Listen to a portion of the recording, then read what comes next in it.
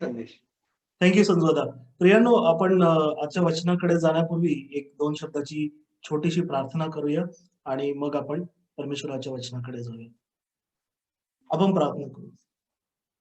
पवित्र, दयाळू, कनवाळू परमेश्वरा, आमच्या राजा, आज ही प्रार्थना होत असताना परमेश्वरा तू आमच्यामध्ये येऊन बस, तुझी सहभागिता आम्हाला लाभू दे.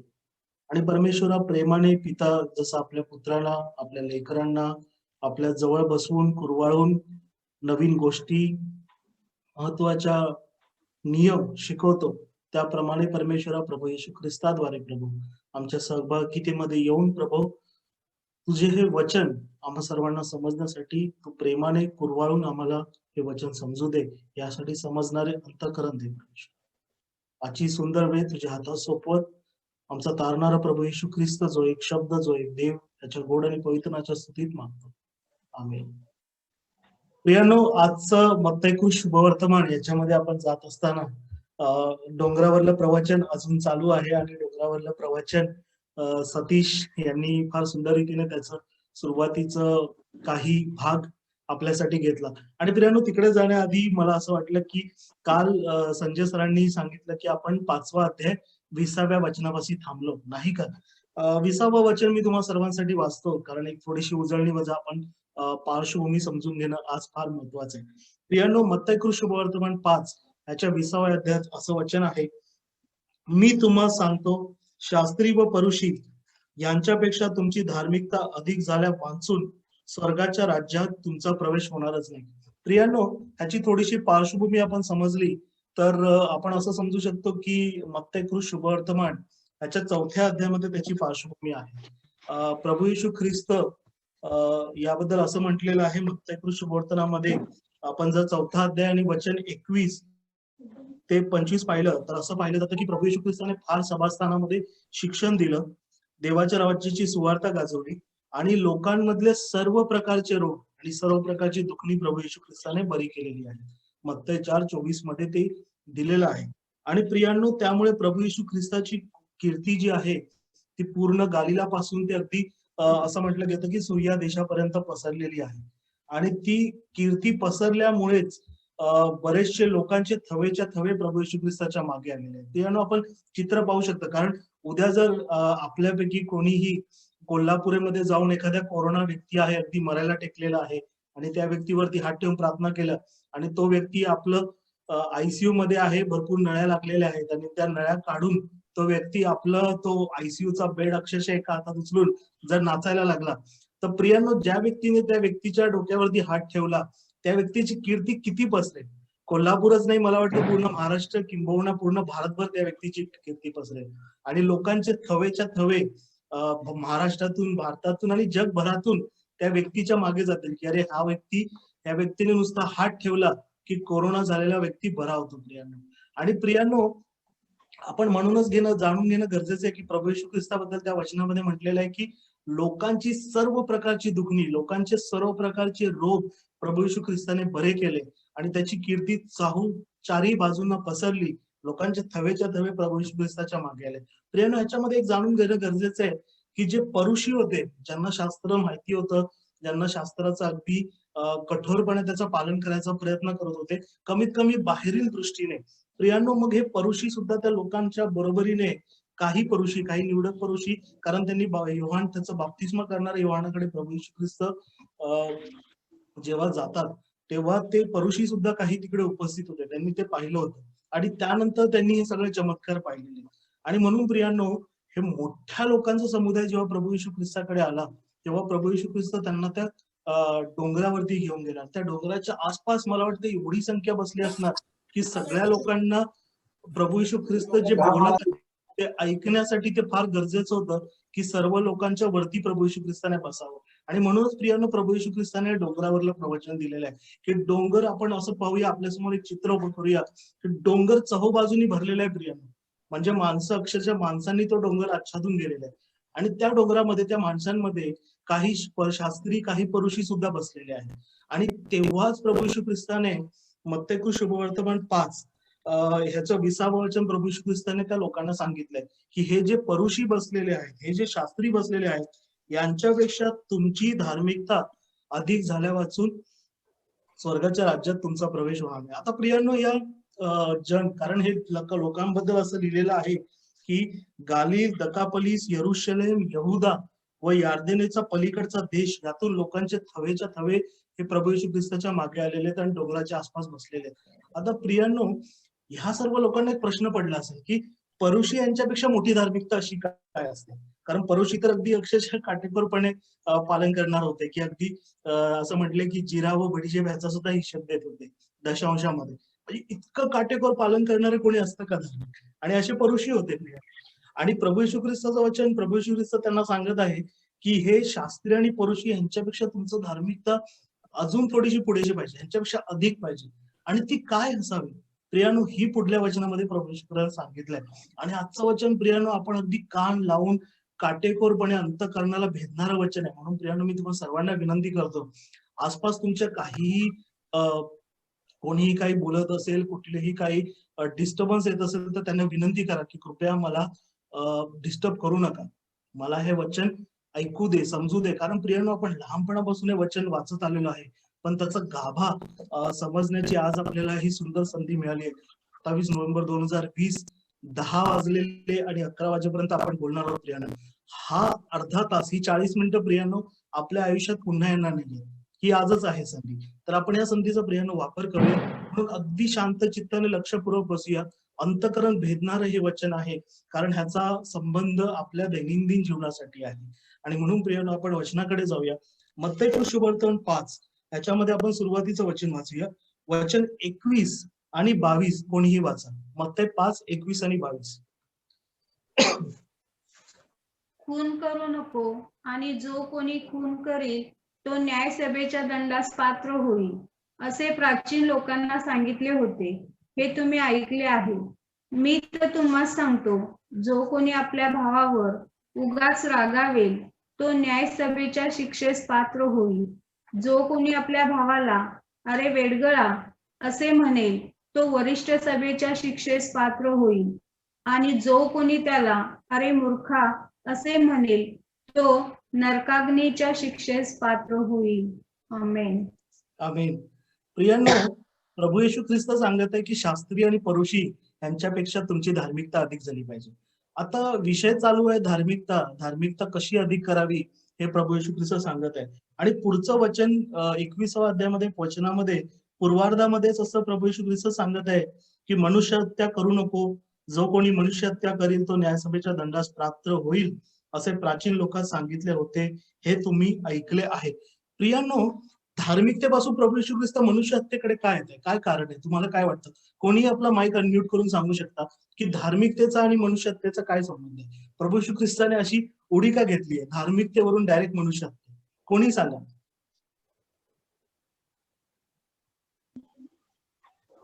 इस्रायलासाठी ज्या आज्ञा दिलेल्या होत्या त्यामध्ये खून करू नको अशा प्रकारची आज्ञा मोशेकरवी परमेश्वराने देऊ केलेली होती. आणि त्यामुळं धार्मिकता आणि मनुष्य हत्या यांचा जवळचा संबंध आहे असं वाटतं. अगदी बरोबर प्रियांनो, हालेलुया. प्रियांनो, आपण मत्ती 5:19, मत्ती 5:18 किंवा म्हणू शकतो मत्ती 5:17 मध्ये प्रभू येशू ख्रिस्ताचं वचन आहे. धार्मिकतेच्याच थोडंसं आधी वचन असं आहे की नियमशास्त्र व संदेष्टांचे ग्रंथही रद्द कराव्यास मी आलो असे समजू नका, रद्द कराव्यास नाही तर पूर्ण कराव्यास आलो. प्रियांनो, देवाने मोशेकरवी इस्रायलाला 10 आज्ञा दिल्या होत्या. आपण भरपूर त्याच्यावरती आधी जुन्या करारामध्ये अभ्यास केला आणि आता आपण देवाच्या कृपेने नव्या करारात आलेलो आहोत. प्रियांनो, 10 आज्ञामध्ये आपण जर पाहिलं तर 5वी आज्ञा आहे आपल्या आईबापांचा मान राख, नाही का? आणि त्यानंतर काही गोष्टी करू नको नको नको नको अशी देवाची आज्ञा आहे. त्या आज्ञामध्ये सगळ्यात पहिली आज्ञा जी देव देतो की नको करू, आई बापाचा मान राख. याच्यानंतर जी 6वी आज्ञा आहे ती आज्ञा आहे खून करू नको. म्हणजे खून न करणे हे धार्मिकतेचं जे परिमाण आहे किंवा ते म्हणू शकतो की त्याचं ते तोडण्याची जी तागडी आहे त्याच्यामध्ये पहिलं परिमाण किंवा पहिलं मोजमाप आहे ते म्हणजे खून करू नको. आणि हे परमेश्वर प्रभू येशू ख्रिस्त म्हणूनच त्यांना पुन्हा एकदा जुन्या करारात घेऊन जात आहे आणि त्यांना सांगतोय की शास्त्री परुषी बघा ही धार्मिकता करतायत, शास्त्री परुषी कधीच खून करत नाहीत. कारण त्यांना माहितीये की मोशेने हे 10 आज्ञा लावून दिलेल्या आहेत आणि ह्याच्यामध्ये 6वी आज्ञा आहे. 6वी आज्ञा फार महत्वाची की खून करू नको. आणि शास्त्रीय पुरुष हे करत नाही. जर ते करणार तर ते शास्त्री पुरुषी राहणार नाही. तर परमेश्वर त्याच्या पुढे तुमची धार्मिकता काय असावी ते सांगत आहे. प्रियांनो, आपण थोडंसं अजून वचनामध्ये जाऊया की खून करू नको हे देवाला का आवडत नाही. आपण उत्पत्तीमध्ये जाऊया. प्रियांनो, उत्पत्तीमध्ये काईन आणि हाबेलाची गोष्ट सर्वांना माहिती आहे. आपण थोडीशी त्याची आपण म्हणू शकतो उजळणी करूया. उत्पत्ती याचा 4था अध्याय, वचन 9 ते 13 कोणी वाचा. उत्पत्ती 4, 9 ते 13.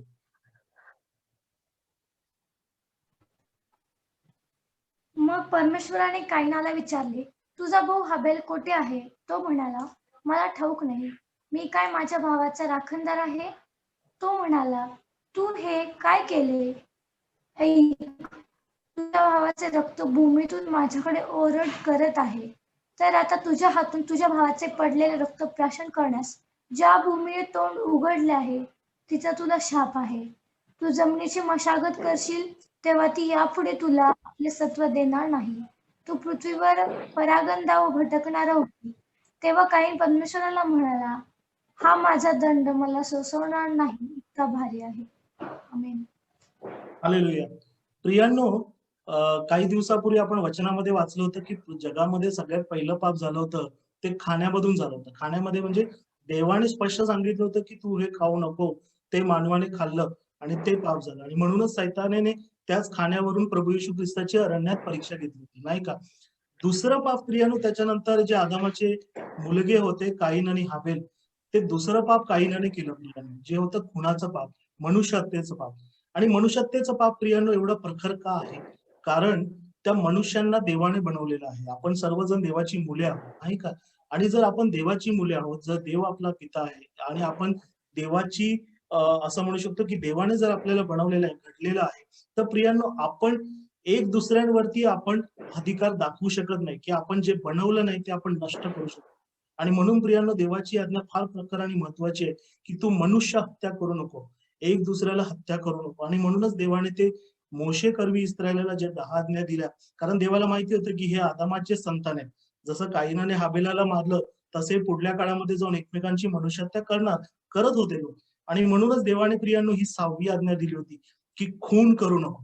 आणि शास्त्री आणि परुषी काय करत होते की केवळ ही आज्ञा वरवरची किंवा बाहेरून पाहून म्हणत होते की बाबा आम्ही तर कुणाचा खून करत नाहीये, आम्ही मनुष्य हत्या करत नाही. आणि प्रियांनो, आपण त्या काळामध्ये ही गोष्ट जाणून घेणं गरजेचं आहे, बॅकग्राऊंड समजणं गरजेचं आहे. त्या काळात काय होत होतं की शास्त्री परुषी असे म्हणत होते, ते पळवाटा काढत होते त्या खुनामधून की बाबा एखादा व्यक्ती तडफडतोय, मरतोय, शास्त्री परुषी त्याच्या बाजूने चाललेत, परंतु ते म्हणतात की बाबा आम्ही त्या व्यक्तीला मारत नाहीये, तो त्याच्या वेदनांनी तडफडतोय, वेदनांनी मरतोय, आमचा त्याच्यामध्ये काही समावेश नाहीये, त्याच्यामुळे त्या व्यक्तीच्या मृत्यूसाठी आम्ही जबाबदार नाही. किंवा एखाद्या राष्ट्राने आमच्यावर हल्ला केला किंवा आम्ही त्यांच्यावरती हल्ला केला आणि त्यांच्यावरती युद्धाला आम्ही गेलो, तर त्यांचा संहार करायचा आहे, हे आमचं काम आहे. मग त्याच्यामध्ये आम्ही मागे पुढे बघणार नाही, दया दाखवणार नाही आणि ते खून ठरवलं जाणार नाही. किंवा कुठलाही जुलूम आहे, शास्त्री परुषी लोकांना दाखवायचे पण त्यांच्या अंतःकरणामध्ये जुलूम आहे आणि त्यांच्या जुलुमामुळे कुणाचा मृत्यू झाला तरी सुद्धा शास्त्री परुषी किंवा असं म्हणू शकतो श्रीमंत लोक, जुलूम करणारे लोक यहुदामध्येच असं म्हणायचे की आम्ही तर मनुष्य हत्या नाही केली ना, आम्ही जाऊन त्याला ठोसा मारला का किंवा आम्ही जाऊन त्याला तलवार मारली का, नाही ना. तर त्याचा मृत्यू झाला तर आम्ही ते पाप आमच्या लेखी गणलं जाणार नाही, आम्ही धार्मिक आहोत. म्हणून प्रभू येशू ख्रिस्त प्रियांनो जे आहे की अंतःकरणाचे शुद्ध, ही अंतःकरणाची शुद्धता आहे प्रियांनो, बाहेर करणी दिसणारी नाही. जी अंतःकरणाची शुद्धता देवाचं वचन आहे, मत्ते सुविवर्तन 5 मध्ये आपण पाहिलं की जे अंतःकरणाची शुद्धते धन्य, कारण ते देवाला पाहते. आणि प्रियांनो, देवाला पाहण्यासाठी हा क्रायटेरिया आहे. जर आपल्याला ती धार्मिकता अधिक करायची आहे तर ते प्रभू येशू इकडे सांगत आहे की मनुष्य हत्या करू नको, जो कोणी मनुष्य हत्या करील तो न्यायसभेच्या दंडास पात्र होईल, असे प्राचीन लोकांस सांगितले होते, ते ऐकले आहे. प्रियांनो, प्राचीन लोक म्हणजे इस्रायलाला जे मोशे करवी जे 10 आज्ञा मिळाल्या ते, त्यानंतर पुन्हा एज्रा संदेष्टाबद्दल अभ्यास केला की एज्रा संदेष्टाच्या काळामध्ये नवीन मंदिर बांधल्यानंतर पुन्हा सगळ्या गोष्टी वाचल्या गेल्या, पुन्हा नियमशास्त्र वाचलं गेलं, पुन्हा लोकांना उजळणी झाली. प्रियांनो, एक राजा आहे, एज्राच्या आधी तो राजा आला होता, तो असं म्हणू शकतो की यहुदाचा एक शेवटल्या राजांपैकी एक होता. त्या राजाच्या काळामध्ये पण नियमशास्त्र पुन्हा एकदा वाचलं गेलं होतं. त्या राजाचं कोणी नाव सांगेल का? हिचकिया राजा नंतर तो राजा आला, लवकर. योशिया राजा. हालेलुया. योशिया राजा प्रियांनो जो 8 वर्षाचा असताना राज्य करू लागला, त्याने मंदिरामध्ये जाऊन त्याला ती गुंडाळी मिळाली होती नाही का? आणि ती गुंडाळी मिळाल्यानंतर त्याने ते काढून वाचलं आणि मग पूर्ण इस्रायलाने विलाप केला होता प्रियांनो. देवाच्या आज्ञेवरती की खून करू नको ही आज्ञा त्यांना कळाली आणि त्यांनी विलाप केला. आणि प्रभू येशू ख्रिस्त त्याच्या पुढे जाऊन सांगत आहे की बाबा तुम्हाला तर वरकरणी वाटतं की खून करू नको, पण त्याच्या पलीकडे तुम्हाला काहीतरी करायचंय आणि ते महत्वाचं आहे. प्रियांनो, न्यायसभेचा दंडास पात्र होईल असं सांगितलं आहे आणि पुढचं 12वं वचन मी तुमच्यासाठी वाचतो. मी तर तुम्हाला सांगतो, जो कोणी आपल्या भावावर उगाच रागावेल तो न्यायसभेच्या दंडास पात्र होईल. ही प्रियांनो काय म्हणू शकतो की लेवल ऑफ पनिशमेंट प्रभू येशू ख्रिस्ताने दिलेले आहेत. त्या काळी काय होतं प्रियांनो, आपल्याकडे जसं सेशन कोर्ट असतं, हायकोर्ट असतं आणि सुप्रीम कोर्ट असतं, त्याचप्रमाणे त्या काळी न्यायसभांचे प्रकार होते. मोशेने जे नियमशास्त्र घालून दिलं होतं, जर तुम्ही अभ्यास केला, वाचलं, तर मोशेला त्याचा शास्त्रज्ञाने सांगितलं होतं की तू सर्व लोकांचा न्यायनिवाडा करू शकत नाही. यांची गणती तर लाखोंमध्ये, तर तुला बाकीच्या ज्या गोष्टी करायच्या त्या तू करू शकणार नाही. म्हणून तू 100वरती 1000वरती असे न्यायाधीश ने. आणि इस्रायलामध्ये प्रियांनो ती पद्धत पुढे जाऊन थोडीशी अजून चांगली झाली किंवा म्हणू शकतो की थोडीशी चुकीची सुद्धा झाली, परंतु काही काही ठिकाणी त्या पद्धतीचा फायदा झाला. तर एका प्रकारे असं झालं की 3 प्रकारची न्यायसभा इस्रायलामध्ये बनली. आणि ही असं म्हणू शकतो की जो 400 वर्षाचा प्रियांनो शांततेचा काळ होता ना, देवाचं वचन संदेश त्या करबी पोहोचलं नाही इस्रायल आणि यहुदापर्यंत, त्या काळामध्ये प्रियांनो ही व्यवस्था अजून बिघडली. मी लहानपणी एक पुस्तक वाचलं होतं, त्याच्यामध्ये लिहिलं होतं, फार सुंदर प्रस्तावनेमध्ये एक शब्द होता, वाक्य होतं की जग देवाने घडवले, मनुष्याने बिघडवले. तो बिघडवले हा शब्द होता, म्हणजे घडवलेच्या पुढे बी लावलं की ते सगळं बिघडून जातं. आणि प्रियांनो हेच झालं, देवाने फार सुंदर व्यवस्था मोशेकरवी लोकांना लावून दिली होती इस्रायलला. इस्रायलाने ती बिघडवली प्रियांनो. आणि तेच इकडे झालेलं आहे. या 3 प्रकारच्या ज्या न्याय व्यवस्था आहेत, त्याच्यामध्ये असं म्हटलं गेलंय की पहिली न्याय व्यवस्था होती ती होती न्यायसभा, ज्याला आपण असं म्हणू शकतो की सेशन्स कोर्ट.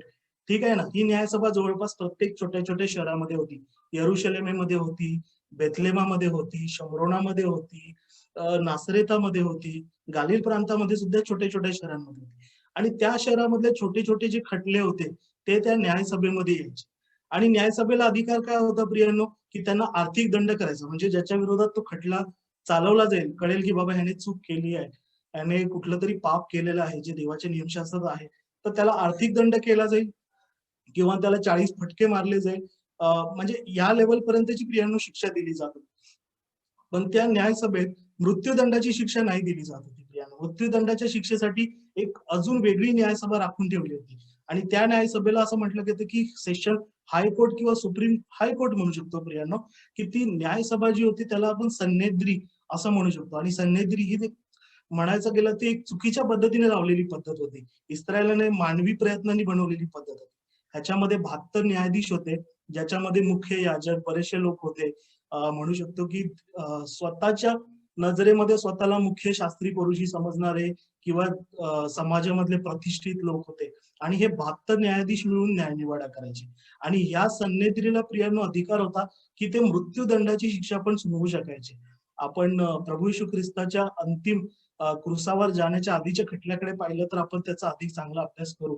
तरी सन्नेद्रीची प्रियांनो व्यवस्था होती ना, ही त्या 400 वर्षाच्या काळामध्ये अधिक चुकीच्या पद्धतीला लावून दिली होती. आणि ते लोकांचा फार चुकीच्या पद्धतीने न्याय पण करायचे. आणि म्हणूनच प्रभू येशू ख्रिस्ताने तरी सुद्धा सांगितलंय की तुम्ही जर पहिली चूक सांगितली की जो कोणी आपल्या भावावर उगाच रागावेल. प्रियांनो, राग येणं ना ही कृती नाहीये, राग येणं हा एक भावना आहे. म्हणजे मला तुमच्यावरती राग आला ही माझी भावना आहे, माझ्या मनामध्ये राग आला, माझे कान गरम झाले, मी रागवलो, माझ्या चेहऱ्याचे हावभाव बदलले. प्रियांनो, ही भावना आहे. आणि प्रभू येशू ख्रिस्त या भावनेला ताडण देतोय. प्रियांनो, प्रभू येशू ख्रिस्त सांगितलं की जर तुम्ही उगाच रागवला, जर तुमच्या मनामध्ये ती भावना आली, तुमच्या अंतःकरणामध्ये तो राग आला, तुम्ही प्रकट सुद्धा नाही केलाय प्रियांनो, तुमच्या अंतःकरणामध्ये जर तो राग आला, तर प्रभू येशू ख्रिस्ताने सगळ्यात कनिष्ठ जे असं म्हणू शकतो सेशन कोर्ट आहे, तिकडे तुम्हाला जावं लागेल, असं प्रभू येशू ख्रिस्ताने सांगितले की तो न्यायसभेच्या दंडास पात्र होईल. म्हणजे जे सगळ्यात खालचं जे शहरामध्ये काउन्सिल होतं, तिकडे तुम्हाला जावं लागणार, त्या दंडास तुम्ही पात्र होणार, असं प्रभू येशू ख्रिस्ताने प्रियांनो सांगितलं. फार मोठी गोष्ट आहे नाही का? केवळ भावना प्रियांनो, शब्द सुद्धा बोललेलो नाहीये मी, कृती सुद्धा केलेली नाही, केवळ मनात भावना आलेली आहे प्रियांनो. आणि त्या भावनेसाठी प्रभू येशू ख्रिस्त ताडण देत आहे की तुम्ही आपल्या भावावरती किंवा आपल्या बहिणीवरती उगाच रागवला, तुमच्या मनामध्ये ती भावना आली, तर तुम्ही न्यायसभेच्या दंडास पात्र व्हाल. 40 फटके पडू शकतात प्रियांनो. हे प्रभू येशू ख्रिस्ताचं वचन आहे. आणि ही प्रियांनो धार्मिकता जी शास्त्रीय आणि परुषींच्या पलीकडे जात आहे. त्याच्यानंतर प्रभू येशू ख्रिस्त सेकंड लेवल ऑफ पनिशमेंट सांगत आहे. ती पनिशमेंट शब्दांची आहे प्रियांनो. शब्दांची म्हणजे आपण, मी पुन्हा एकदा ते वचन वाचतो. आलंच मग आवाज मी वचन वाचतो. जो कोणी आपल्या भावाला अरे वेडगळा असे म्हणेल, तो वरिष्ठ संभेच्या दंडास पात्र होईल. प्रियांनो, वचन फार सुंदर आहे प्रियांनो, कारण इकडे ते भावनेपासून शब्दामध्ये जाते. ह्याचा इंग्रजी भाषेमध्ये फार एक सुंदर शब्द वापरलाय. हिब्रू भाषेमध्ये प्रभू येशू ख्रिस्ताने शब्द वापरलाय, जो ऍक्च्युली सूर्या, कारण मी सांगितलं ना सूर्य देशभर प्रभू येशू ख्रिस्ताची कीर्ती पसरली होती. तर प्रभू येशू ख्रिस्ताने याच्यासाठी राका शब्द वापरलाय. राका म्हणजे सेन्सलेस, म्हणजे आपण म्हणतो ना की ज्याला काही कळतच नाही, ह्याला काही कळत नाही, ह्याला हा म्हणजे दगड आहे. भरपूर आपण गोष्टी वापरतो ना, चुकीचे शब्द वापरतो. दगड आहे, गाढव आहे. गाढव फार हुशार प्राणी असतो, पण आपण ती चुकीचे उपमा वापरतो की ह्याला काही कळत नाही किंवा हिला काही कळत नाही.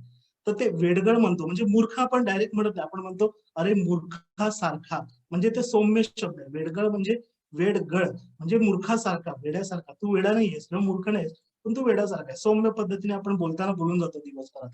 पण प्रियांनो, इकडे शब्द होतोय, भावनेमधून आपण शब्दाकडे उडी मारतो.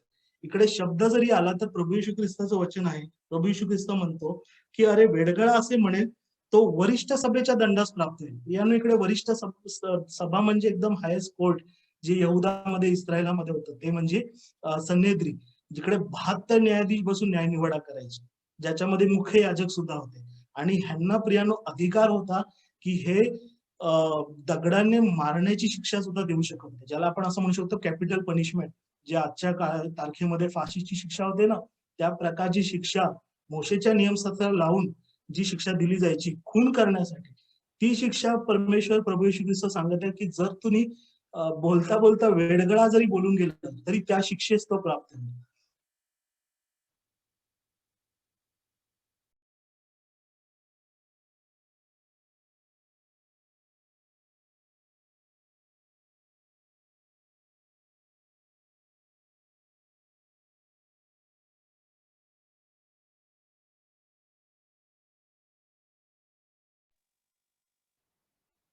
माझा आवाज येतोय का? हॅलो. हो हा येत येत आहे संदेश. ओके, सॉरी, थोडस नेटवर्कचा प्रॉब्लेम आहे. प्रियांनो, तर देवाचं वचन असं सांगतं की न्यायसभेच्या शिक्षेस, म्हणजे सगळ्यात मोठी जी कॅपिटल पनिशमेंट असते, की जो मृत्यूची शिक्षा आहे, ती आपण फक्त दिवसभरामध्ये आपल्या भावाला किंवा बहिणीला किंवा कुणालाही की अरे मूर्खासारखा असं बोलून जातो ना नॉर्मलीच, ती जर केली, जरी चूक केली आपण आणि त्या चुकीबद्दल त्यांची आणि देवाची माफी मागितली नाही, तर प्रियांनो आपण त्या शिक्षेस प्राप्त आहे. ह्याच्या पुढची शिक्षा प्रियांनो एकदम मला वाटतं की सगळ्यात मोठी शिक्षा आहे. आणि प्रियांनो, त्या शिक्षेमध्ये त्या पुढच्या वचनामध्ये असं लिहिलंय, आणि जो कोणी त्याला अरे मूर्खा असे म्हणेल, तो अग्नी नरकाच्या दंडाला प्राप्त होईल. प्रियांनो, ही असं म्हणू शकतो हायेस्ट पनिशमेंट आहे किंवा उच्च पनिशमेंट आहे. कारण काय होतं, न्यायसभेकडे गेलो तर साक्षींची गरज लागते, की साक्षींनी सांगावं लागतं की नाही, संदेशला राग आला होता, संदेश उगीचाच रागवला होता. ठीक आहे ना. उच्च न्यायसभेमध्ये गेलो, सन्हेद्री समोर गेलो, जी वरिष्ठ न्यायसभा आहे, तिकडे पण साक्षीदारांची गरज पडणार. ठीक आहे ना. ते मोशेचं नियमशास्त्र लावलेलं आहे की 3-4 लोकांनी सांगावं लागणार की नाही, संदेश कुणाला तरी म्हणाला होता की अरे वेडगळा, तर ती साक्ष गरजेची आहे, मगच शिक्षा होणार. प्रियांनो, इकडे जर आपण कुणाला जाणून बुजून म्हणालो की अरे मूर्खा, असं अगदी ताडण करणारं किंवा जजमेंट करणारी गोष्ट म्हटली की नाही तो मूर्खच आहे, तर प्रियांनो इकडे साक्षीदारांची सुद्धा गरज नाही. कारण आपण जे बोललोय ते आपले बोल आपल्या देवाने ऐकलेले आहेत, जो गुप्तस्थली बसतो. आणि तिकडेच प्रियांनो आपला न्याय होऊन चुकलेला आहे, की आपण सरळ कुठला खटला नाही, कोणी न्यायाधीश नाही, कोणी वकील नाही, डायरेक्ट नरकाग्नीमध्ये टाकले जाणार, ज्याला इंग्रजी भाषेमध्ये हिब्रू लोक म्हणायचे फायर ऑफ हिन्नोम, नरकाग्नीची शिक्षा. आणि त्याच्याबद्दल आपण पुढे अजून वाचू की ती नरकाग्नीची शिक्षा कोणासाठी राखून ठेवलेली, दुर्जनांसाठी राखून ठेवलेली आहे प्रियांनो. ती अग्नी भिजत नाही प्रियांनो. आणि ती धार्मिकता प्रियांनो प्रभू येशू ख्रिस्त या वचनातून सांगत आहे की खून करू नको, ही नियमशास्त्रामध्ये जी 6वी आज्ञा होती, हे नियमशास्त्र प्रियांनो प्रभू येशू ख्रिस्त आता पूर्ण करत आहे. सांगून देत आहे की खून करू नको सांगितलंय ना, मी तुम्हाला अधिक स्पष्ट करून सांगतो, अधिक सोपं करून सांगतो. खून करणं तर पुढची गोष्ट आहे, त्याच्या आधी जर तुम्ही उगाच रागावाल, पहिली गोष्ट म्हणजे भावनेचं पाप कराल, तर तुमच्या विरोधामध्ये खटला चालवला जाईल. त्याच्या पुढे जाऊन जर एखाद्यावरती चुकीची गोष्ट बोलाल, हलक्या शब्दांमध्ये का होईना, जर ती बोलाल तर तुमच्यावरती वरिष्ठ सभेचा खटला चालवला जाऊ शकतो. आणि जर तिसरी गोष्ट, तुम्ही जाणून बुजून एखाद्याला चुकीच्या शब्दाने बोलला, की "अरे मूर्खा, त्याला कमी लेखलं." त्याच्या अंतःकरणाला तुम्ही म्हणजे असं म्हणू शकतो, की त्याचं अंतःकरण जाणून बुजून तुमच्या शब्दांनी दुखवलं, घायाळ केलं, तर प्रियांनो त्यांचा कैवार घेणारा प्रभू येशू ख्रिस्त आहे, आपला देव आहे. जसा हाबेलाचा कैवार देवाने घेतला. त्याने सांगितलं, की "तुझी भूमी माझ्याकडे ओरडतीये." कायनाला म्हटलं, की "भूमी माझ्याकडे आवाज देते." प्रियांनो, आपण मूर्खा म्हटलंय ना, तर त्यांच्या अंतःकरणाचा आवाज देव ऐकणार आणि देव आपल्याला विचारणार, की "तू त्याचं अंतःकरण घायाळ का केलंस?" आणि प्रियांनो, जर आपण त्या व्यक्तीची आणि देवाची क्षमा त्या क्षणी मागितली नाही, तर मात्र मग आपल्या पापाची क्षमा होणार नाही. आणि डायरेक्ट प्रियांनो नरकात नाही. अगदी स्पष्ट आहे देवाचं वचन. ह्याच्याबद्दल प्रियांनो आपण थोडंसं अजून स्पष्ट वचन वाचूया, की मग राग येणं चुकीचं आहे का? नाही प्रियांनो. रागाची जी भावना आहे ती योग्य पद्धतीने सुद्धा वापरली जाऊ शकते. राग हा आपल्याला एकमेकांविरोधात नाही तर पापाविरोधात वापरायचा आहे. पापाविरोधामध्ये प्रभू येशू ख्रिस्ताने सुद्धा राग केलेला आहे. प्रभू येशू ख्रिस्ताने रागावून सांगितलेलं आहे, की हे पाप, कारण प्रियांनो पापापासून देवाचं वचन सांगतं, की आपण जर पापावरती रागवलो, पापापासून दूर पळालो, तरच आपला उद्धार होऊ शकतो. प्रियांनो, याच्यामध्ये आपण वचन वाचूया. मार्क शुभवर्तमानाचा 3रा अध्याय 5वं वचन कोणी वाचा. मार्क 3:5.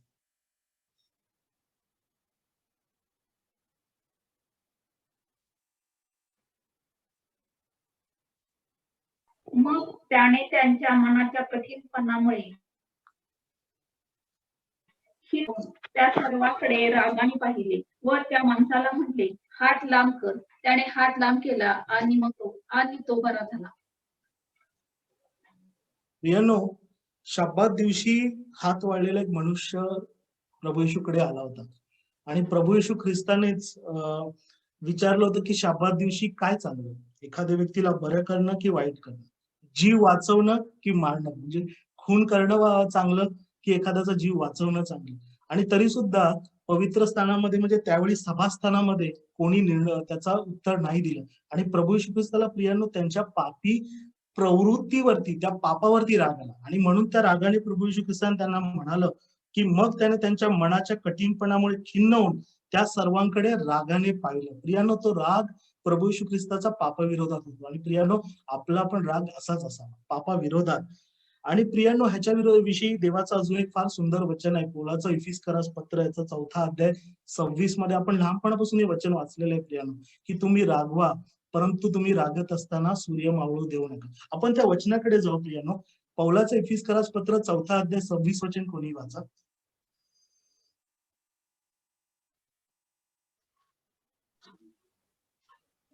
तुम्ही रागवा परंतु पाप करू नका. तुम्ही रागात असताना सूर्य मावळू नये. हालेलुया. प्रियांनो, या वचनामध्ये 2 फार महत्वाच्या गोष्टी आहेत. प्रभू येशू ख्रिस्ताने सांगितलंय मत्तेकृत शुभवर्तनामध्ये, की जो कोणी आपल्या भावावर उगाच रागावेल तो न्यायसभेच्या दंडास प्राप्त होईल. परंतु प्रियांनो, राग ही एक भावना आहे आणि आपण मनुष्य आहोत प्रियांनो. वचन सांगतं, की मनुष्य प्राणी पापी आहे, नीतिमान कोणी नाही, आपण सर्व अपूर्ण आहे. आज आपण बसलोय जवळपास मला वाटतं 20 जण वेगवेगळ्या ठिकाणाहून बसलेले आहेत आणि जास्तच लोक असतील. मी तुम्हा सर्वांना आवाहन करतो, तुमच्यापैकी कोण असा आहे त्यांनी हात उचलावा, की ज्याने आयुष्यामध्ये कधीच उगाचच रागवले नसेल. प्रियांनो, मी ठामपणे सांगू शकतो असं कोणी नाही. उगाच राग आपल्याला येतो प्रियांनो, आपल्यापैकी कोणीच तो हात उचलू शकणार नाही. परंतु इकडे पौल इफिसकरास पत्रामध्ये अजून आपल्याला स्पष्टपणे सांगत आहे, की प्रियांनो तुम्ही रागात असताना सूर्य मावळू देऊ नका. आता सूर्य मावळू न देणं आपल्या हातात आहे का प्रियांनो? नाही. आजपर्यंत असा दिवस उगवलेला नाहीये जोपर्यंत जेव्हा की मनुष्याने थांबवलं, सूर्याला आज्ञा केली की सूर्या तू थांब. फक्त यहोशवाने देवाला विनंती केली होती प्रियांनो, की देवा हा सूर्याला थांबव, कारण इकडे तुझं कार्य करणं महत्वाचं. आणि देवाने सूर्य मावळायचा थांबवलं होतं प्रियांनो. परंतु कुठल्या मनुष्याच्या इच्छेने प्रियांनो कधी सूर्य उगवू पण शकत नाही आणि मावळू पण शकत नाही. तर म्हणून पौल या वचनातून स्पष्टपणे असं सांगते, की ठीक आहे, ती भावना आहे, ती अपूर्ण आहोत, आपण पापी आहोत, ती भावना येणार, पण त्या रागात असताना सूर्य मावळू देऊ नका. म्हणजे सूर्य मावळणार त्याच्या आधी तुमचा राग मावळला पाहिजे, तत्क्षणी तुमचा राग मावळा आणि तुमच्या मनातलं गर्विष्ठपण सोडून तुम्ही जर उगाच आपल्या बंधूवरती किंवा बहिणीवरती रागवलेले आहात, त्यांच्या पापावरती नाही तर त्यांच्यावरती रागवलेले आहात, तर तत्क्षणी जेव्हा तुम्हाला टोचणी लागेल, देवाची प्रार्थना करण्याच्या आधी, देवाच्या विधीजवळ जाण्याच्या आधी त्या व्यक्तीची क्षमा मागा आणि मग आपल्या देवाची क्षमा मागा. प्रियांनो, ही आहे शास्त्री आणि परुषी यांच्या पुढची आपण म्हणू शकतो धार्मिकता. प्रियांनो, आपण वचनामध्ये अजून पुढे जाऊ आणि हे का करावं हे देवाने कसं सांगितलं ते पाहू. मत्ते 5 ह्याचं 24 आणि 25 आणि 26 वचन कोणी वाचा. 24 ते 26.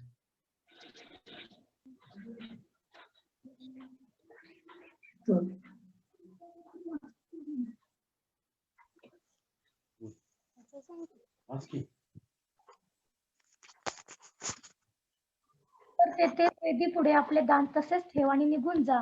प्रथम आपल्या भावासमोर समेट कर, मग येऊन आपले दान अर्पण कर. वाटेवर तुझा वादी तुझ्या बरोबर आहे तोच त्याच्याशी सलोखा कर, नाहीतर कदाचित वादी तुला न्यायाधीशाच्या हाती देईल, न्यायाधीश तुला शिपायांच्या हाती देईल आणि तू तुरुंगात पडशील. मी तुला खचित सांगतो, दमडीन दमडी वेडी तू त्याच्यातून सुटणार नाही. हालेलुया. प्रियांनो, या वचनामध्ये परमेश्वर आपल्याला सांगत आहे, आपण आता पाहिलं की 6वी आज्ञा जी आहे की खून करू नको, पण त्याच्या पुढे जर आपली धार्मिकता व्हावी तर ती कशी व्हावी हे प्रभू येशू ख्रिस्त सांगत आहे. आणि प्रभू येशू ख्रिस्त प्रियांनो या वचनामध्ये स्पष्टपणे सांगत आहे की तुम्ही उगाच रागवू नका, रागवले तर माफी मागा, तुम्ही उगाच मूर्ख बोलू नका. मूर्ख हा शब्द यासाठी वापरलाय परमेश्वराने, कारण हा कुणाचा अपमान करण्यासाठी सगळ्यात पहिल्यांदा हा शब्द वापरला जातो. अरे वेडगळा, अरे बावळटा, अरे मूर्खासारखा. आणि त्याच्या पुढे मग थोडासा अजून अपमान करण्याचा किंवा दुखवण्याचा शब्द असतो मूर्ख. त्याच्या पुढे प्रियांनो भरपूर शब्द आहेत, म्हणजे शिव्यांचा नंबर तर फार नंतर येतो.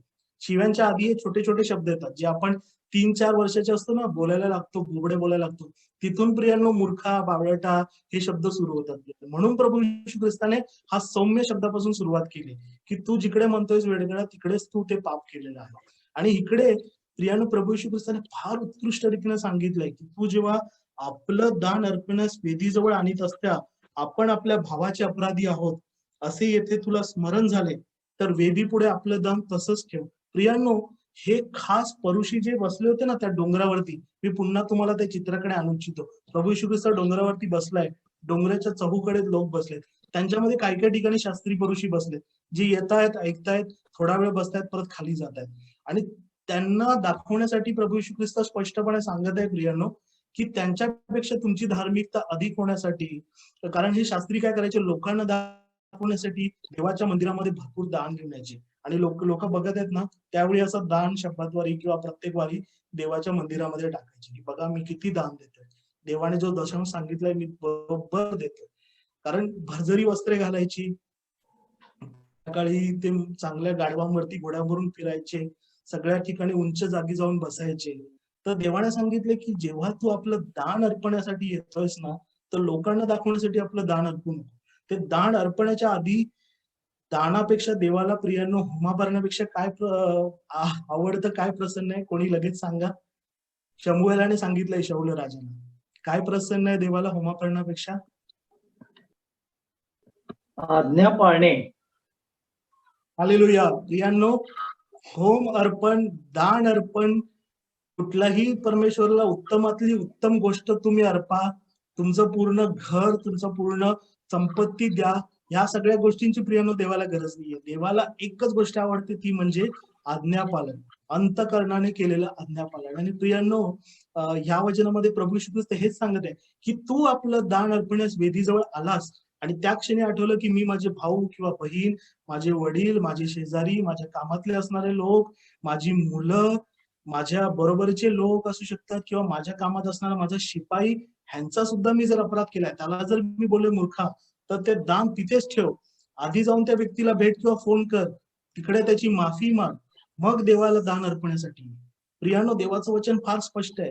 आणि म्हणून आपण ह्याच्यामध्ये थोडासा अधिक अभ्यास करू की देवाचं वचन हे का सांगतं.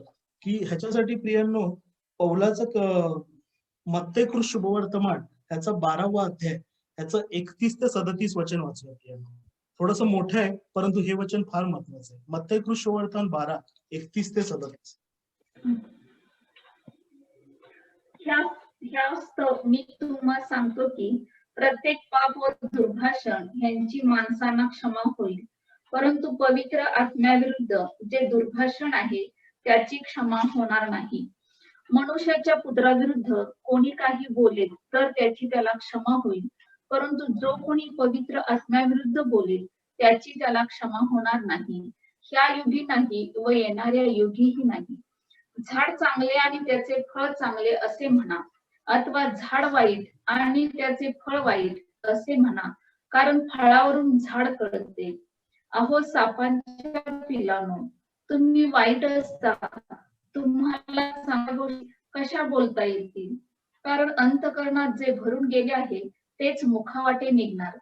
चांगला माणूस आपल्या चांगल्या भांडारातून चांगले काढतो आणि वाईट माणूस आपल्या वाईट भांडारातून वाईट काढतो.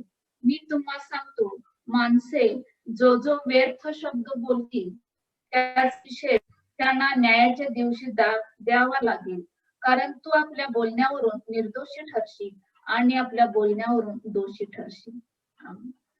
आमेन. प्रियांनो, फार प्रखर आणि स्पष्ट वचन प्रियांनो देवाचं.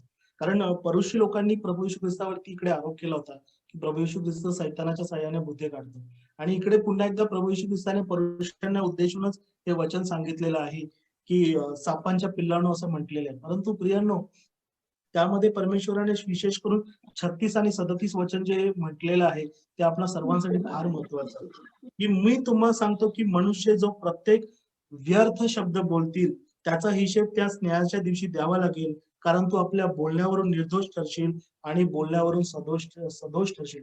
प्रियांनो, आपण आपल्याला आठवणार सुद्धा नाहीत, म्हणजे मला आठवत नाही, कदाचित मला वाटतं मूर्ख शब्द हा तर मी लोकांना कमीत कमी 1 लाख वेळा बोललो असेल जन्मल्यापासून. मला वाटतं जास्तच असेल, 1 लाखापेक्षा कमी नसेल. तर प्रियांनो, एवढ्या 1 लाखाचा जर प्रभू येशू ख्रिस्त हिशोब घेत असेल तर किती वेळ लागेल. परंतु जर मी त्या शब्दांसाठी प्रभू येशू ख्रिस्ताकडे गुडघे टेकून क्षमा मागतोय, आणि ज्या ज्या व्यक्तींचं मला आठवते की मी यांना मूर्ख बोललेलो आहे, त्या व्यक्तींना प्रियांनो मी भेटून जर त्यांची क्षमा मागतोय, तर मग उत्तर प्रभू येशू ख्रिस्त त्याचा लेखा माझ्याकडे घेणार.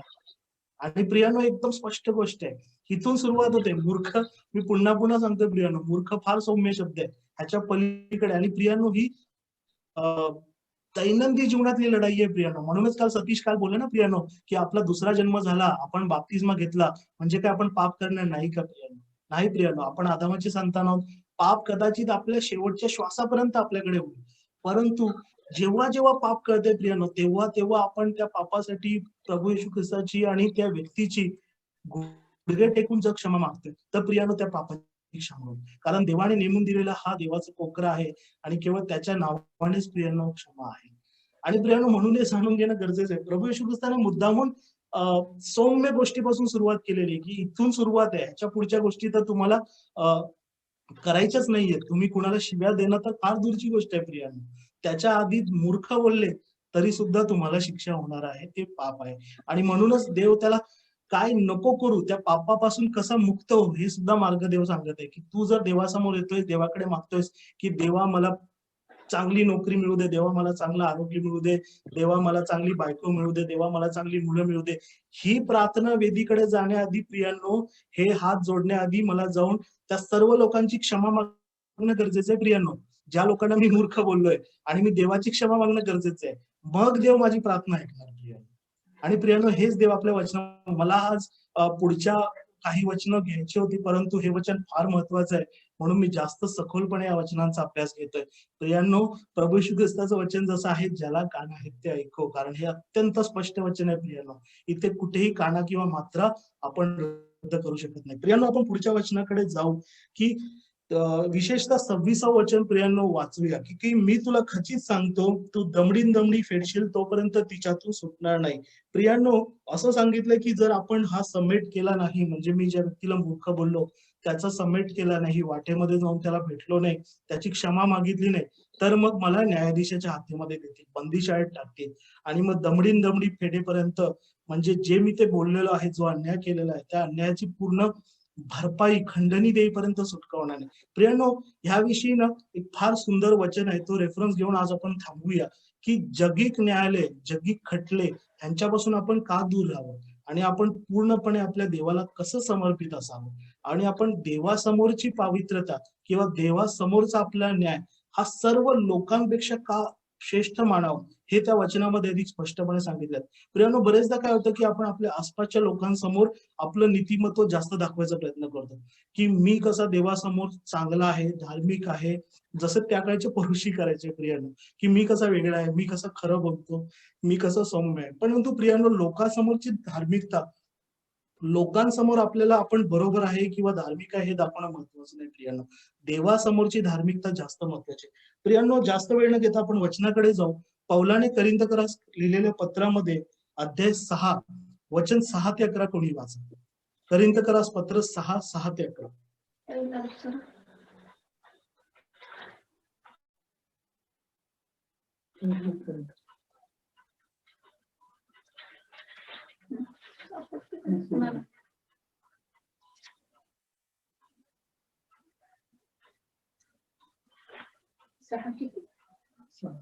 अध्याय 6 वचन 6 ते 11. परंतु भाऊ भावावर फिर्याद करतो आणि तीही विश्वास न ठेवणाऱ्या पुढे करतो, हे कसे? तुम्ही एकमेकावर खटले भरता, त्यात सर्व प्रकारे तुमची हानीच आहे. त्यापेक्षा तुम्ही अन्याय का सहन करीत नाही? त्यापेक्षा नाडणूक का सोसून घेत नाही? उलट तुम्ही स्वतः अन्याय व नाडणूक करिता आणि ती बंधुजनांची करिता. अनीतिमान माणसांना देवाच्या राज्याचे वतन मिळणार नाही, हे तुम्हाला ठाऊक नाही काय? फसू नका. जारकर्मी, मूर्तीपूजक, व्याभिचारी, स्त्री सारखा संभोग देणारे, पुरुष संभोग घेणार,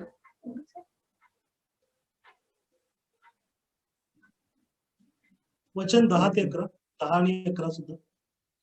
चोर, लोभी, मद्यपी, चहाड व वित्त हरण करणारे, ह्यांना देवाच्या राज्याचे वतन मिळणार नाही. आणि तुम्हापैकी कित्येक तसे होते, तरी तुम्ही प्रभू येशू ख्रिस्ताच्या नावात व आपल्या देवाच्या आत्म्यात धुतलेले, पवित्र केलेले व नीतिमान ठरविलेले असे झाला. हालेलुया. प्रियांनो, प्रभू येशू ख्रिस्ताच्याच वचनावरती या डोंगरावरल्या प्रवचनावरती पौलाने करिंथकरास लोकांना हे पत्र लिहिताना देवाच्या आत्म्याने, कृपेने हे फार सुंदर वचन पाठवलेले आहे. आणि प्रियांनो, या वचनामध्ये पौल स्पष्ट सांगत आहे की आपण काय करतो, स्वतःला बरोबर ठेवण्यासाठी जगिक लोकांची, आपण असं म्हणू शकतो की त्यांची प्रशंसा किंवा त्यांच्याकडून प्रशस्ती किंवा त्यांच्याकडून ठप्पा शिक्का मारून घेण्याचे प्रयत्न करतो. आणि म्हणूनच प्रियांनो, आपलं जर एखाद्याबरोबर जमलं नाही तर आपण स्वतःला बरोबर ठेवण्यासाठी कोर्टामध्ये किंवा दुसऱ्या कुठल्या तरी वडीलधाऱ्या व्यक्तीकडे जातो, नाही का? आपण काय म्हणतो की अरे हा माझं चुकीचं करतोय, तुम्ही याला सांगा. मी सांगणार नाही, मी सांगून थकलो, आता तुम्ही सांगा. प्रियांनो, केवळ कोर्टामध्ये जाणं नाही, त्याच्या आधीची पायरी सांगतोय मी. आपण एखाद्या व्यक्तीशी बोलत असताना समजा माझं कुणाविषयी वाद आहे आणि मला वाटतंय की मी बरोबर आहे, तर म्हणून जर मी आमच्या दोघांमध्ये एका मनुष्याला आणतोय, तिसऱ्या मनुष्याला बोलतोय की तू आमचा वादविवाद सोडव, तर प्रियानो ते चुकीचं आहे. देवाच्या राज्यामध्ये ते मान्य नाही. अगदी स्पष्टपणे आहे प्रियानो, देवाच्या राज्यामध्ये तुमच्यामध्ये आणि माझ्यामध्ये, आम्हा सर्वांमध्ये मध्यस्थ तो एकच, तो म्हणजे प्रभू येशू ख्रिस्त. आणि प्रियांनो, ज्याला हे वचन ग्रहण करता येईल, ते ज्याला कान आहेत तो ऐको. प्रभू येशू ख्रिस्ताने सांगितलंय. मी इकडे वचन सांगून प्रियांनो थांबत आहे की खून आणि राग याच्याविषयी जी 6वी आज्ञा आहे त्याचं फार उत्तम सार प्रभू येशू ख्रिस्ताने सांगितलेलं आहे की राग फार पुढची गोष्ट आहे. त्याच्या आधीच आपण एखाद्याला वेडगळ जरी म्हणालो, एखाद्याला मूर्ख जरी म्हणालो, रागाची भावना आली मनामध्ये, तरी सुद्धा प्रियांनो ते पाप आहे, तो चुकीचा राग आलेला आहे, उगाच आपण रागवलेला आहे. राग प्रियांनो पापाविरुद्ध असावा, पापी मनुष्याविरुद्ध नसावा. स्पष्ट वचन आहे प्रियांनो देवाचं, समजून घ्या. आणि त्याच्या पलीकडे परमेश्वर सांगत आहे की दान अर्पण्यासाठी आपले हात जोडून प्रार्थना करण्याच्या आधी, वेदी समोर येण्याच्या आधी, दररोज जर आपण प्रार्थना करतोय तर प्रार्थना करण्याच्या आधी कुणाबरोबर आपलं काही वाकडं आहे तर त्याला आपण क्षमा करणं गरजेचं आहे आणि त्याची क्षमा मागणंही गरजेचं आहे प्रियांनो, तितकंच गरजेचं आहे. ह्यासाठी नाही प्रियांनो की आपलं त्या व्यक्तीबरोबरच म्हणू शकतो की त्या व्यक्तीबरोबरचे संबंध चांगले व्हावे. कदाचित ते संबंध चांगले होणार नाहीत प्रियांनो, ते देवावरती अवलंबून आहे. परंतु देव आपल्याला सांगतो की तुम्ही त्यांच्यासाठी प्रार्थना करा. प्रियांनो, प्रार्थना ही शेवटची पायरी नाहीये, पहिली पायरी आहे प्रियांनो. आणि त्यासाठी सर्वप्रथम आपण क्षमा मागणं गरजेचं आहे. शास्त्री आणि परुषी यांच्या पुढे जाणारी धार्मिकता प्रियांनो हीच आहे. प्रियांनो, एवढं बोलून मी थांबवतो, कारण पुढचा जो आपला टॉपिक आहे तो फार महत्वाचा आणि फार कठीण आहे. परंतु प्रियांनो, जसं सतीशने मत्तेय शुभोर्ध 5व्या अध्यायामध्ये सांगितलं होतं आणि जी वचनं होती की जे आत्म्याने दीन ते धन्य, जे शोक करीतात ते धन्य, जे सौम्य ते धन्य. प्रियांनो, हे सगळं आत्म्याची दीनता म्हणू शकतो, सौम्यता, दयाळूपणा किंवा मनाची शांती, प्रियांनो, ज्या लोकांमध्ये आहे ना, ते लोक, त्या लोकांच्या मनामध्ये चुकीच्या रागाची भावना येणार नाही. आणि चुकीच्या रागाची भावना नाही येणार. ते कुणाला उगीच मूर्ख, वेडगळे सुद्धा म्हणणार नाहीत आणि कुणाला अरे मूर्खा, प्रखरतेने म्हणून कुणाचं आत्मा किंवा मन दुखावणं सुद्धा नाही. आणि चुकून दुखावलं प्रियांनो आपण अपूर्ण, तर तत्क्षणी त्या व्यक्तीची क्षमा आणि देवाची क्षमा मागते. आणि प्रियांनो, आपल्याला हेच काही दिवसापूर्वी आपल्यामधले काही वडीलधारे लोक म्हणाले होते, समजूदादा म्हणाले होते की आपण केवळ वचन ऐकूया नको, पण वचनाप्रमाणे आचरण करणारे बनण्याचा प्रयत्न करूया. ते फार महत्वाचं आहे प्रियांनो, ते फार कठीण आहे परंतु तेवढंच महत्वाचं आहे. कारण ख्रिस्ताने सांगितलंय, ख्रिस्ताकडे जाणारा रस्ता, स्वर्गामध्ये जाणारा रस्ता फार अरुंद आहे प्रियांनो. आणि तो रस्ता किती अरुंद आहे ते प्रभू येशू ख्रिस्त इकडे सांगत आहे. तर प्रियांनो, माझी तुम्हा सर्वांना हीच विनंती आहे की आपण प्रयत्न करूया की पुरुषांपेक्षा आपली धार्मिकता अधिक होईल. हालेलुया. इथून पुढचा वेळ मी संचालकांच्या हाती. धन्यवाद संदेश. आज परमेश्वर देवबापाच्या वचनातून बोलत असताना आपण मत्तेकृत शुभवर्तमान त्याच्या 5व्या अध्यायामधील काही वचनावरती बोलत असताना काही वचनांचा अगोदर संदर्भ घेतला. यामध्ये येशू ख्रिस्ताने केलेल्या चमत्कारामुळं येशू ख्रिस्ताच्या शिकवण घेण्यासाठी म्हणून थवेच्या थवे डोंगरावरती आले आणि जे डोंगरावरती आले त्या लोकांच्यासाठी म्हणून प्रभू येशू ख्रिस्तानं प्रवचन दिलं की जे प्रवचन त्या लोकांच्या साठीच आशीर्वादित झालं असं नाही, परंतु जगभरातील अनेक लोक जे ख्रिस्ताकडे आले ते या डोंगरावरील प्रवचनामुळे आले असं म्हटल्यास वावगं ठरणार नाही. आणि या डोंगरावरच्या प्रवचनामध्ये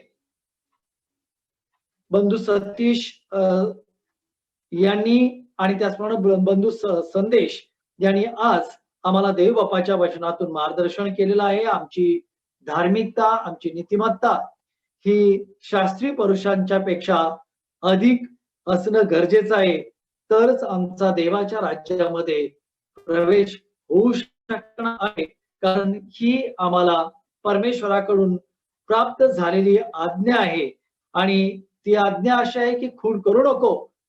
मला वाटतं की आमच्यापैकी कुणी खुनी नाही आणि निश्चितच याचा अभिमान किंवा याचा आनंद आम्हाला झाल्याशिवाय राहत नाही.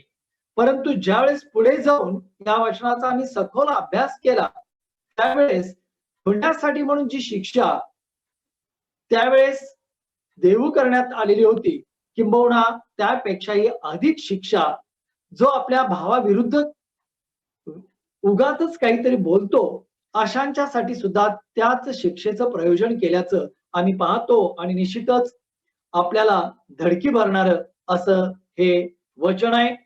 अरे वेडगळा, अरे मूर्खा असं अनेकदा आम्ही सहजपणे बोलून जातो, परंतु त्यामुळं आम्ही शिक्षेसाठी पात्र ठरतो. हे आम्हाला या वचनातून आज समजावून देवबापाच्या वचनातून संदेश याने आमच्या ध्यानामध्ये आणून देण्याचा प्रयत्न केलेला आहे. आणि त्याचबरोबर प्रामुख्याने जरी आम्ही रागावलो तरी आमचा राग हा पापाच्या विरोधामध्ये असावा, तो इतर लोकांच्या विरोधामध्ये असू नये. आणि त्याचप्रमाणे आमचे जे काही शब्द आहेत ते शब्द सुद्धा प्रामुख्याने आमच्या नाशाला कारणीभूत ठरणार आहेत. आणि म्हणून प्रत्येकाला आम्ही एकमेकांशी संवाद साधत असताना आमचे जे शब्द आहेत ते शब्द मोजून मापून वापरणं हे गरजेचं आहे. अन्यथा आपल्या व्यर्थ शब्दामुळे आमचा नाश होण्याची शक्यता नाकारता येत नाही. बंधू संदेश यांच्या या बायबल स्टडी मधून जो काही आम्हाला भाग मिळाला किंवा जे काही ज्ञान मिळालं त्याबद्दल मी त्यांचं मनपूर्वक आभार मानतो. आणि या पुढची वेळ मी आजच्या समारोपाच्या प्रार्थनेसाठी देऊ इच्छितो. आज आपल्यामध्ये बेडकर सर आहेत. बेडकर सर हे समारोपाची प्रार्थना करणार आहेत. आपल्या विनंत्या ज्या काही प्रार्थनेच्या संदर्भामध्ये असतील तर कृपा करून बिडकर सर यांना सांगाव्यात. ते आपल्यासाठी शेवटची प्रार्थना करतील. हॅलो संजय दादा.